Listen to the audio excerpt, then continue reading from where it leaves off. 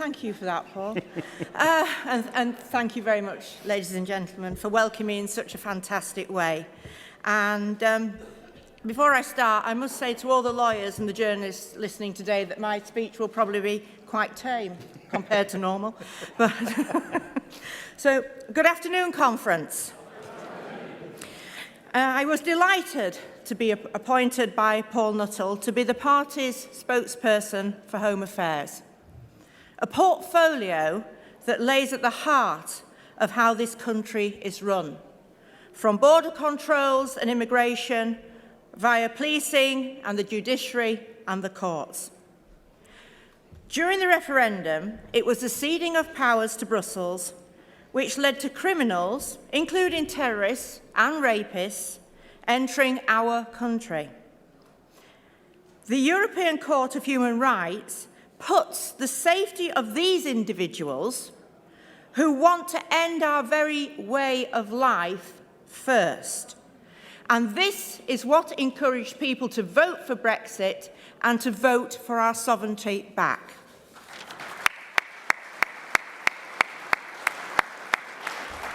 But post-referendum, we still have many unanswered questions, including the supremacy of UK courts and the strength of our border agencies to provide safety and security. This is what the British people voted for, in favour of, during Brexit. We are always being given banal lines that the Home Office is committed to strong borders. But the evidence points to rock-bottom morale in the agencies and continuous failures after failures.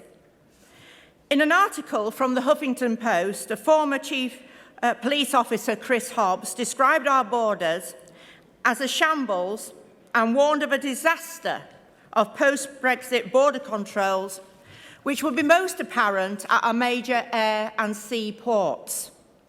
This isn't because of legislation. This is because of failures in the Home Office to properly fund the border agency. Perhaps they were busy winding it down, because obviously they're looking towards the creation of an EU Coast Guard and a border agency, which mysteriously disappeared from the European Parliament's agenda when the referendum debate was in full flow, and was rescheduled for MEPs to vote on in July after this historic decision had been made. Mr. Hobbs reports that of the 300 new recruits and graduates over 3 years ago to the border agencies, the majority of them have left.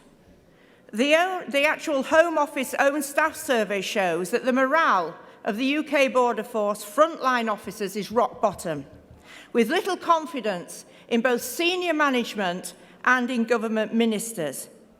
This inability to retain staff not only costs money, but it means the agency and the people that protect us miss out on expertise that only comes with experience.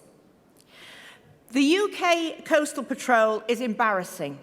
It's small, we just have 3 vessels for the whole of the UK coastline. Absolutely outrageous. You'd have greater numbers at a blustery summer regatta.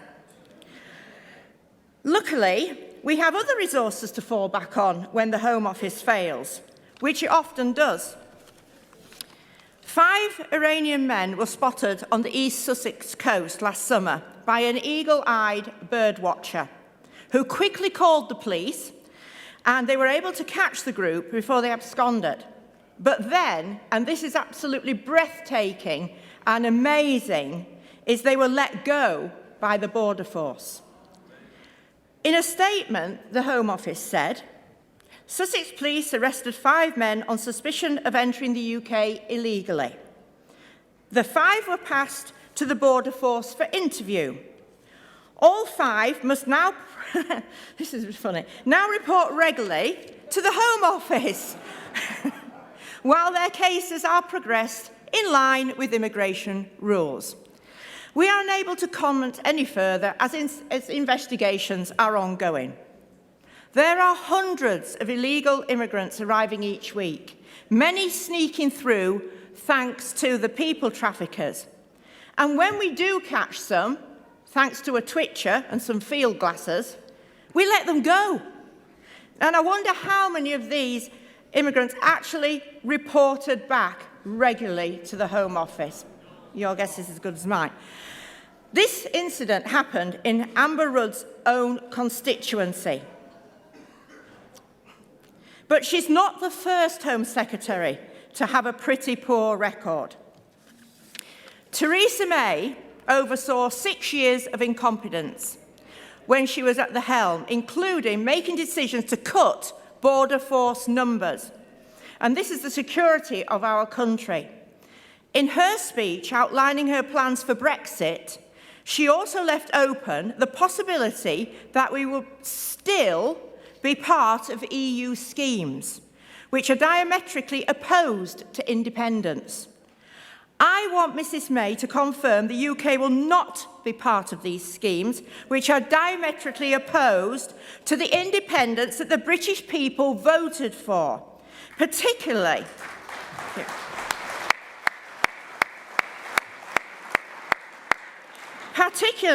in the transitional arrangements that she has mentioned.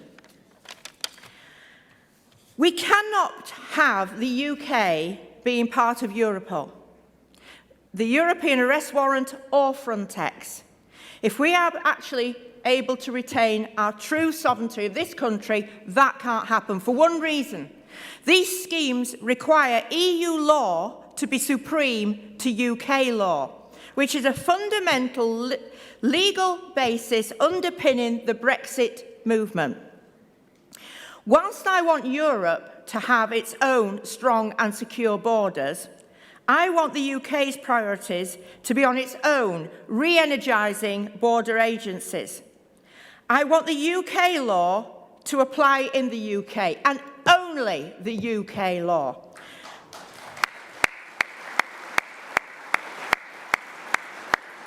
I don't want any of our military, police or other agencies being drafted in as part of an EU scheme, wearing the flag of that political bloc which the British people, the people of this country, firmly rejected.